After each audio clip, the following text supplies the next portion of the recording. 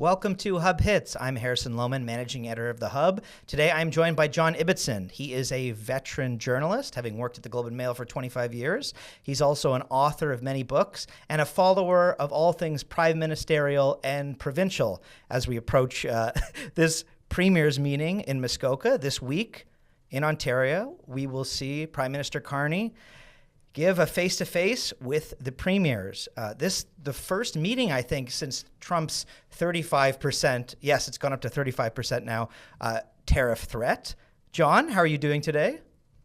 Great, thanks. How you doing, Harrison? I'm doing good. So we are like less than 2 weeks away from this August 1st deadline in terms of reaching a trade agreement with the U.S. When it comes to Carney getting that done, meeting with the premiers this week, as he will do tomorrow, they started meeting on Monday, is this more of a help or a hindrance? Are they, team players in what will ultimately become this agreement, or is this, I need to get this meeting done as quickly as possible because I need to get to work elsewhere? I think there's probably three things going on here. First of all, I should mention that I'm a big fan of the Council of the Federation. The premiers have been meeting for more than 3 decades, often achieving a high degree of consensus, and then communicating that consensus to the federal government. So the country actually works well when the premiers are meeting and agreeing. And it's good that they're doing this in Huntsville, in my old home district of Muskoka. Secondly, these are trade negotiations, and whenever the Canadian government has trade negotiations, it always consults very closely with provincial governments. Whether it was the trade agreement with the European Union or the Trans-Pacific Partnership, premiers are always kept very closely advised because Ottawa needs to have the provincial governments on board, or those trade agreements will founder. And of course, in this case, we need to know, first of all, what, if anything, is going on in the talks before this August 1st deadline. And as important, we need to know whether we have unanimity among the premiers. And I'm sure that's what Mr. Carney is most keen to hear about. Well, as you know, go ahead. I was just going to say, is there agreement, John? Like we saw months ago, Premier Smith in Alberta was not pleased. You hear Western premiers, at least as it relates to C5, saying it's one thing to have these federal overrides. It's another thing when it comes to their desire for existing regulations and laws to be changed as it relates to resource projects. Is there consensus among that federation? Oh, that's a very good question. I think at the moment there is. So yes, early on in this process, you had Doug Ford threatening to cut off energy exports in the United States at the same time that Danielle Smith, the Premier of Alberta, was trying to get an exemption for energy exports from her province. That interprovincial wrangling seems to have quieted down since the federal election. But we need to know whether, coming up to August 1st, whether there is still unanimity, whether Doug Ford, the Premier of Ontario and of the Council right now, and Danielle Smith and Scott Moe of Saskatchewan are all on one side. It's very good for the country if they are. It's very important for the federal government that they be united.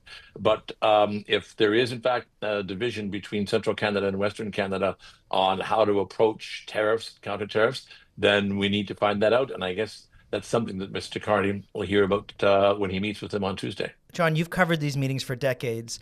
What can actually get accomplished in like a day and a half? Is this just sort of a briefing? What are actionable items that come out of tomorrow's meeting between the Prime Minister and the premiers? Well, look, at the very least, we should find out whether the federal government and the 10 provincial governments are on the same sheet of paper when it comes to their response to the American tariffs.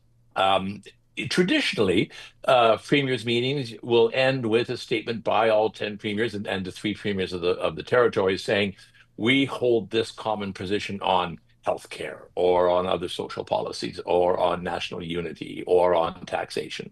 And that's what they're good for. They're good to getting the premiers on side. In this particular set of negotiations, I believe the premiers are also hoping to further advance their moves towards an economic union, to reduce barriers between the provinces on trade, on qualifications, on labor mobility, and other forms of mobility. So I think that's something we also hope to get out of Huntsville. But first and foremost, what we will find out, for good or for ill, is whether the premiers, A, are all united, and B, whether they're on the same side as Mr. Carney. Mm. So they've all got their, talking points at the ready and press releases written so that they can, give their various takes in front of that microphone, in front of that beautiful landscape that is Muskoka. But let me just narrow it down on one thing in particular, interprovincial trade. I hear, and I feel this way as well, grumblings about how little's been done.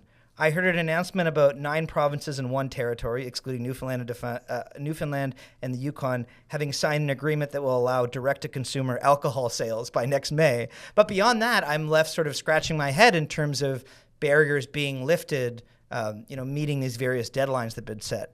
Do you get the sense that there's been a lot of movement as it relates to what Canada's been doing internally, domestically, to react to Trump? I'm with you. I don't get a sense of strong movement at the really foundational level. If we were to actually do the job of eliminating internal barriers, we would be eliminating, for example, teaching qualifications in New Brunswick and Saskatchewan. It would be eliminating the safety requirements on trucks traveling between Ontario and BC. These are the big, heavy issues that cost Canadians an awful lot of money because you can't, in fact, just teach anywhere you want. You can't be an insurance regulator anywhere you want. You can't just truck in stuff anywhere you want. You have to follow the provincial guidelines, and as you cross from one border into another, those rules change.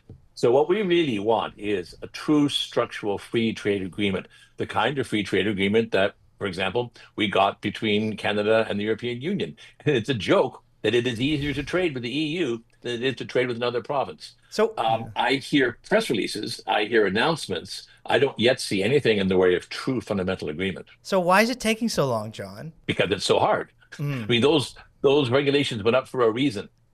They were provincial governments protecting their local economies from either a regulatory or an economic challenge from other provinces. And they did this from the day after Confederation until yesterday. It's especially difficult between Ontario and Quebec. Again, different languages, different legal systems, and fairly high degree levels of protectionism, in some cases in both provinces. So it's not easy to do a free trade agreement among states that have typically thrown up high non-tariff barriers. And it's going to require something like a true, genuine emergency. Let's say a major economic crisis that throws Canada into a risk of depression, to get those provincial governments to make the sacrifices that they'll have to make in order to truly deregulate the economy. Prime Minister Carney met with hundreds of Indigenous chiefs late last week. One of the messages he got from some of them was that the federal government's running roughshod over their approval process as it relates to major projects. The government says a certain infrastructure project is within Canada's national interest. The federal government can push forward through what would have been months and months of approvals in years previous. Where do the provincial governments fit into all this, though, when it comes to these C5 projects? How much approvals does Carney have to get from the people behind me on the screen, these premiers? Well, it is a tripartite relationship. For example, the Ring of Fire in Northern Ontario, the mineral-rich area that is still not being explored and refined. Well, it's being explored, but not dug up, because of difficulties in the relations between the provincial government and Indigenous communities in Northern Ontario. So you have a federal government which is overall responsible. You have provincial governments which are responsible for healthcare, education, natural resources, crown lands, and you have Indigenous communities which claim self-governing responsibility in all of those areas. You're right. It's always a difficult tripartite negotiation. It always results in delays and confusion. It is always costing the Canadian economy. But, the Ring of Fire is not, in fact, generating any revenue for the Indigenous peoples or for Ontario or for Canada. And if we are to get past these current troubled times, we have to get past this tripartite conflict and move into an area of genuine cooperation. It can be done. It has been done in major projects in recent years. We need to see if it can happen again. You and I were chatting about this a few minutes ago. Trump's threat that will come forward, and Carney said, regardless of the outcome, actually, that there will be some form of tariffs on Canada. But in terms of how concerned we should be? So August 1st comes, Trump says he's going to put 35% tariffs on Canadian goods outside the current trade agreement, currently now at 25%. How much will that actually cover, though? Like, how concerned should we be? How many goods actually fall out of the agreement and then would fall under that 35% tariff? It's the next question, and I don't have a certain answer.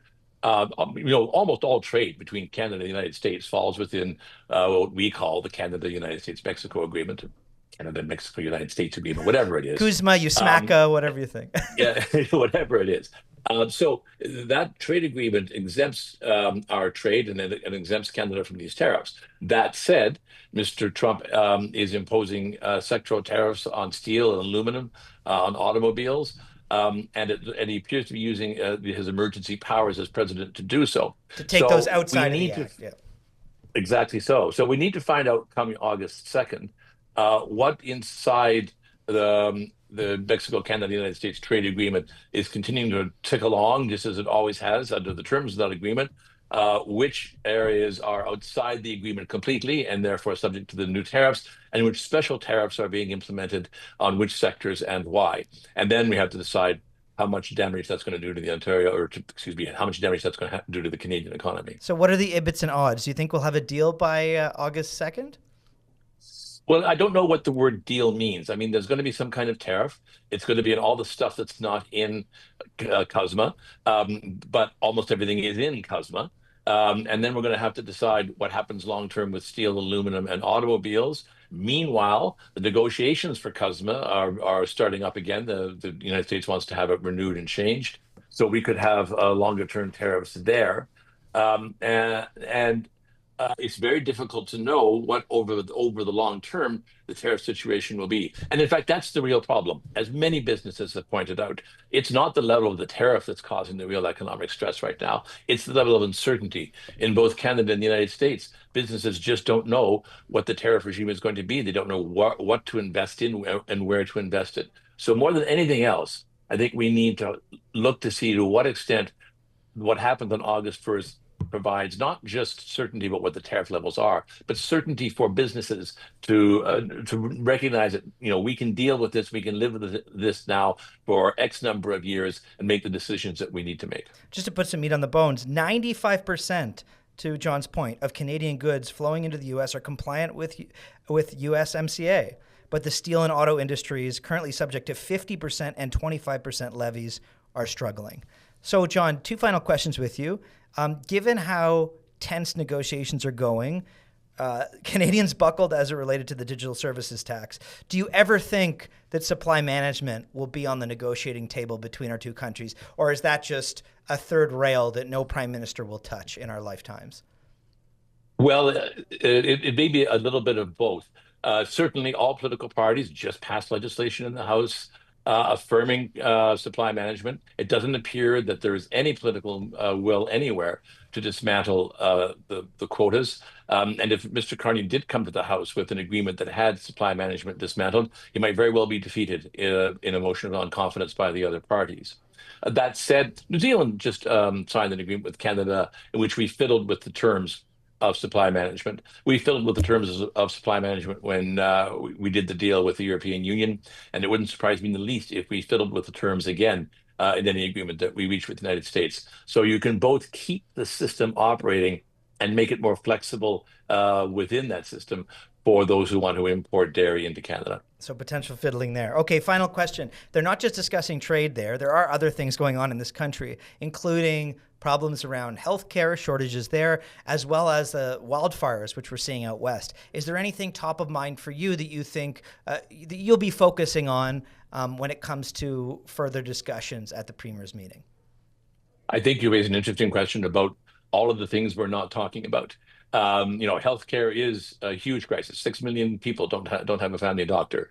We are moving from 1.3% to perhaps as high as 5% of GDP spending on defense, and with huge implications for the economy of Canada, and also huge implications for possible debt situation or the taxation situation at the federal level. So there are a whole bunch of things that we should be talking about other than tariffs. But right now, I think 9 out of 10 Canadians just want to know what the tariff level will be.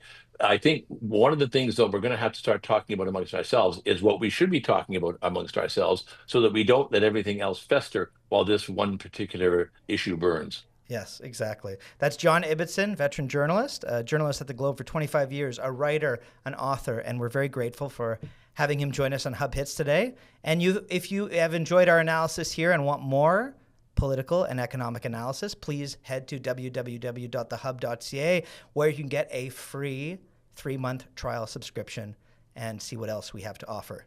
Thanks so much.